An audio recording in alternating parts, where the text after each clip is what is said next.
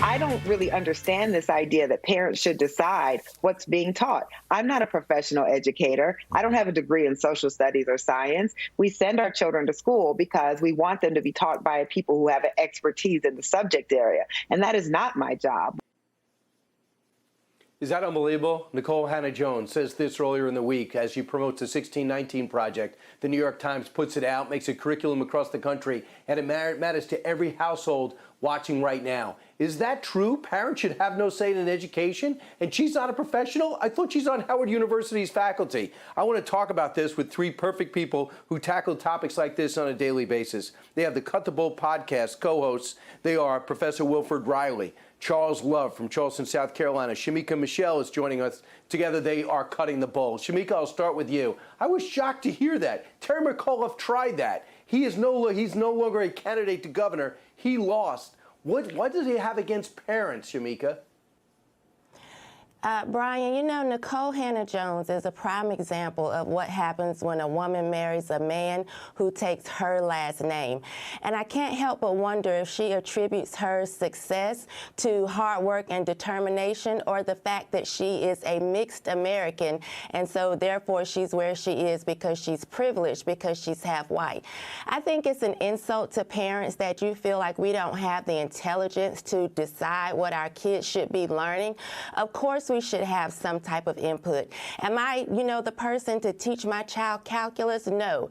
However, do I think my child should be taught calculus through the prism of racism or race? Absolutely not. Charles, on top of that, I think it's just so interesting in that we know day-to-day lesson plans, it takes an expertise. We're not saying that. But in terms of what she's getting to, and that's the history of this country, built on stolen land off slavery. That's what she wants to get across. Yeah, it's terrible. I think that we're burying the lead here. To be fair to her, I don't think she was saying that parents shouldn't be involved, but she's still wrong, because what she's saying is we don't want parents writing curriculum. We know no one's saying that, right? We're saying that the teacher should teach, but the parents should say what shouldn't be taught when things are inappropriate. And to the history thing, my book, Race Crazy, has a chapter on every essay in the 1619 Project.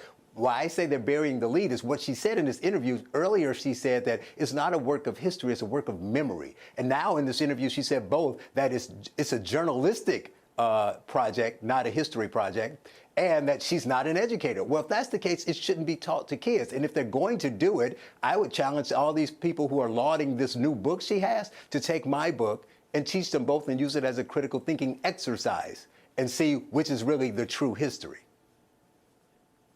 Professor, the headlines on 1619, if you push back on it, that means you're denying that Reconstruction failed and that slavery existed. There's a truth between those two things, isn't there? Well, of course there is. I will say that Nikole Hannah-Jones' original comments fall into what I call the cult of the professional, or the cult of the expert, which is this idea that you can't criticize anyone with any kind of upper middle class degree, for example, a DEI consultant. And I really think that's pretty silly. I mean, there's expertise like surgery that's the product of long, methodical training. Then there's expertise like teaching or coaching that most people have done at some level, leading meetings. I'm an educator myself, where the average parent really can have input. And yeah, the average parent is correct to say it doesn't sound like 1619 is an unbiased view of U.S. racial history. That's something an average smart person absolutely can figure out. That's correct. Shamika, looking at where we're at right now, what does it say in your mind that she's still on the bestseller list? Is, that people are buying this, that more and more cities are encompassing this in their curriculum? Like it or not, even though we seem to agree that the statement doesn't work for parents in America, there's people buying into this, and there's a bunch of first, third, seventh, and ninth graders that are learning this because it's going to be on the test. It says to me that we have a lot of lost Americans. If we're trying to move forward, the way to do that is to stop looking back and stop trying to change history. I'm all for teaching anything about America in truth and entirety, but when you surround everything with race, I don't think that's moving forward. So I think it says a lot about where we are as America and what we need to do to actually overcome the places that we've been. Charles, you say race crazy. America's about race crazy. We should be Americans and then whatever your nationality is. American Irish, American Italian, American African. How do we get back to American mattering more? Well, that's the problem. When you're so focused on race, you're not going to solve any problems. I give them their argument and say, there are problems. There are policing problems. There are education and income gaps.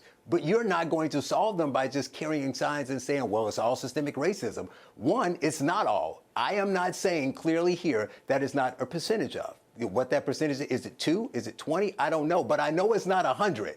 And when we become race crazy, that's all we see. So if someone gets shot, it's race. If someone is sick, it's race. How do we fix anything that way? So you talk about getting back to it. We need to get back to actually focusing on things that will work.